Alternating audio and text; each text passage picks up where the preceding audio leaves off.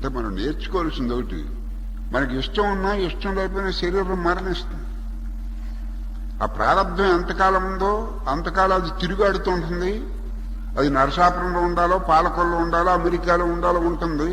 అది డెస్టినీని బట్టి అది తిరిగాడుతుంటుంది. ఏ రోజున, ఏ గంటలో, ఏ క్షణంలో అది విడిచిపెట్టాలో చివరి శ్వాస పోతుంది, చివరి గాలి పోతుంది.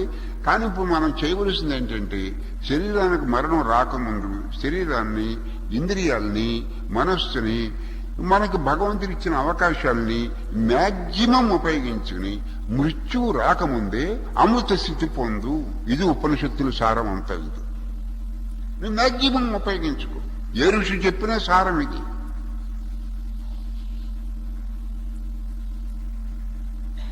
నీ దేహారోగ్యం కాపాడుకో, నీ మానసిక ఆరోగ్యం కాపాడుకో, తిండికాడి జాగ్రత్తగా ఉండు, సాత్విక బుద్ధిని విడిచిపెట్టకు. ఇతరులు ఎవరైనా నిన్ను ప్రేరేపించినా, ఇతరులు ఎవరైనా నిన్ను ఉద్రేకపరిచినా ఉద్రేకపడకు. నీ సత్వగుణాన్ని విడిచిపెట్టకు. సత్వగుణం కూడా గుణమైనా గుణాతీత స్థితికి తీసుకెళ్తుంది. అది అయితే సాత్విక బుద్ధిని పోషించుకో. నిర్మలంగా ఉండు, నిశ్చలంగా ఉండు. బాహ్య పరిస్థితి నీకు అనుకూలంగా ఉన్నా, ప్రతికూలంగా ఉన్నా